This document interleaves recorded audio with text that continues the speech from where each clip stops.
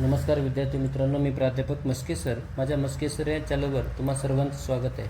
तर विद्यार्थी मित्रांनो, आजचा आपला जो व्हिडिओ आहे तो आपला व्हिडिओ इयत्ता 7वीच्या आपल्या विद्यार्थी मित्रांसाठी की ज्यांनी रविवारी म्हणजे 26 एप्रिल रोजी स्कॉलरशिपचा पहिला पेपर त्यांनी दिलेला आहे. यामध्ये जो पेपर क्रमांक 2 होता म्हणजे तृतीय भाषा, इंग्रजी आणि बुद्धिमत्ता चाचणी, यातला जो सेट डीचे जे इंग्रजीचे जे 25 प्रश्न आहेत त्या 25 प्रश्नांचं सोल्युशन मी तुम्हाला या ठिकाणी आजच्या आपल्या या व्हिडिओमध्ये सांगणार आहे. तर वळूया आपल्या पहिल्या प्रश्नाकडे. प्रश्न क्रमांक 1, choose the correct alternative and complete the sentence. We are going to make a beautiful paper lantern at home dash the crackers to make up for, to look up for, to find for, insert. To make up for म्हणजे एखाद्या गोष्टीची उणीव भरून काढण्यासाठी, म्हणजेच to make up for. पर्याय क्रमांक 1. जरा find out 2 names of days from the following grid and choose the correct option. तर पहा ठिकाणी या ठिकाणी आलेलं आहे संडे आणि मंडेचं या ठिकाणी स्पेलिंग मिस्टेक, या ठिकाणी डे आणि इकडे वाय आला पाहिजे, पण इतर कोणताही वार या ठिकाणी आपल्याला ग्रीडमध्ये दिसू येणार नाही. म्हणून मंडे आणि संडेचा पर्याय कोणता आहे, तर पर्याय क्रमांक 3. प्रश्न क्रमांक 3 बघा. Choose the answer for the following riddle. I ring when it's time to start or end. I am not a phone but I am every students friend. Who am I. तर म्हणजे सुरुवातीला आणि शेवटाला ही वाजते, अर्थात ती काय शाळेची घंटा आहे. बरोबर. प्रश्न क्रमांक 4 बघा. Choose the correct alternative to frame a meaningful sentence. जर याच्यापासून अर्थपूर्ण शब्द वाक्य जर तयार केलं तर क्रमांक 1 येईल, we are dancing at the birthday party. प्रश्न क्रमांक 5 बघा. Look at the following picture and choose which comparison is correct. तर flower A is not as big as flower B, म्हणजे हे जे ए आहे बी इतकं उंच नाही. प्रश्न क्रमांक 6.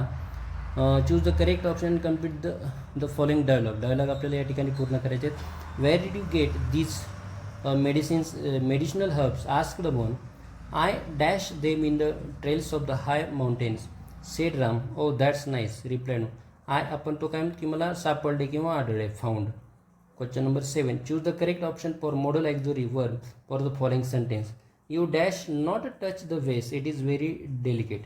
तर म्हणजे वेस म्हणजे फुलदाणीला तू स्पर्श केला नाही पाहिजे, ती कशी आहे खूपच नाजूक आहे, म्हणजे तू केलीच नाही पाहिजे या अर्थाने मस्ट कंपल्शन दाखवते. बरोबर.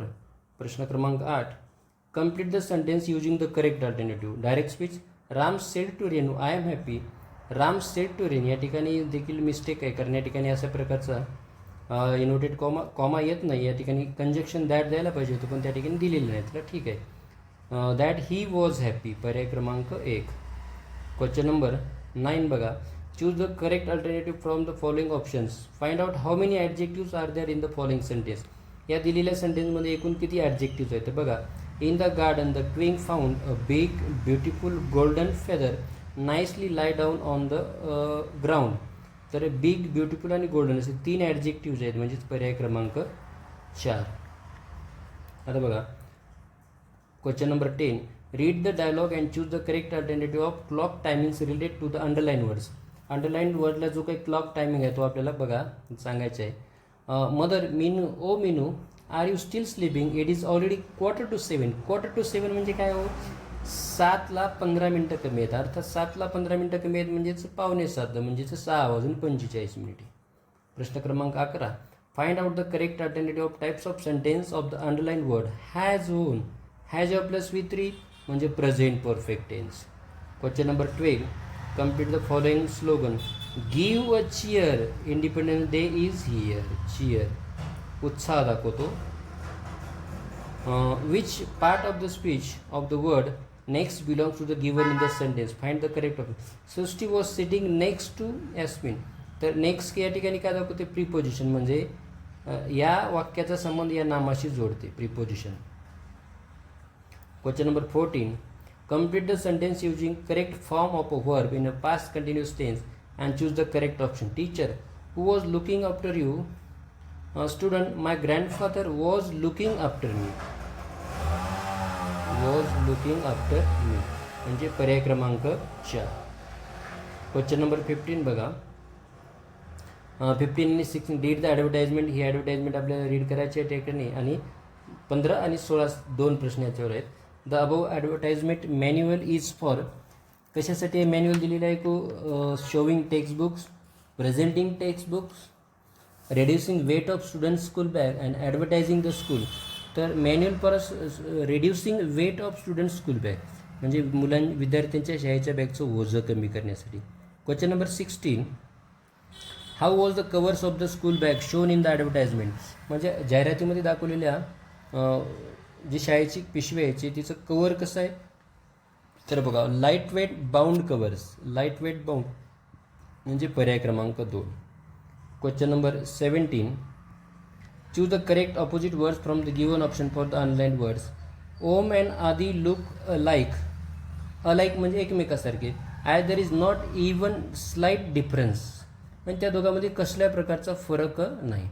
क्वेश्चन नंबर 18, फ्रेज आपल्याला चूज करायचे. Hawking's work is for the dash the entire world, the welfare म्हणजे भल्यासाठी मानवतेच्या जगाच्या. Choose the correct option and complete the sentence. My little sister takes too much time for eating her food.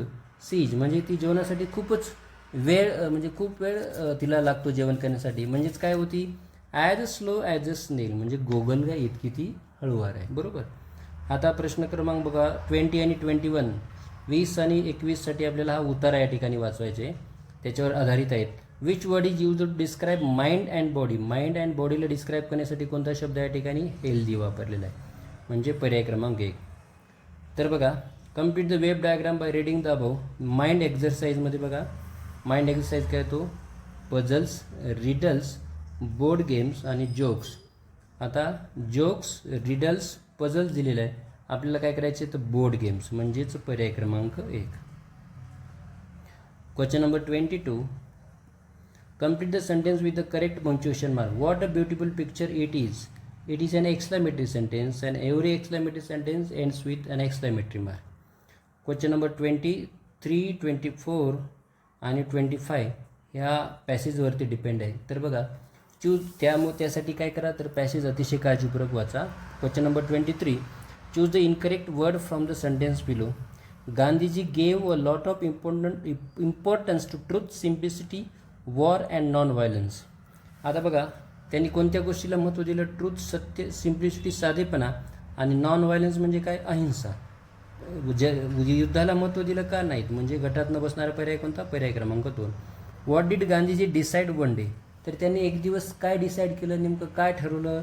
तर बघा तुम्ही एक गोष्ट लक्षात वाक्य काळजीपूर्वक वाचा. तर हा या ठिकाणी आपल्याला कुठे सापडेल, one day he decide that he would have an early morning prayer every day. An early morning prayer for म्हणजे पर्याय क्रमांक 3.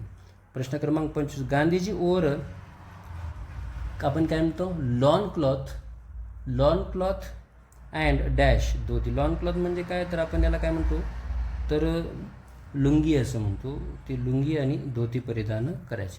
तर विद्यार्थी मित्रांनो अशा प्रकारे पेपर 2चा जो सेक्शन 1 आहे ज्याच्यामध्ये इंग्रजीचे 25 प्रश्न आहेत त्यांचं अचूक उत्तर आपण या ठिकाणी तुम्हाला सांगितलेले आहेत की जो सेट आहे सेट नंबर डीमध्ये याचे बुद्धिमत्ता आणि इतर जे काही पेपर्स आहेत त्याचे देखील व्हिडिओ लवकरच आपल्या चॅनलवरती अपलोड होणार आहेत.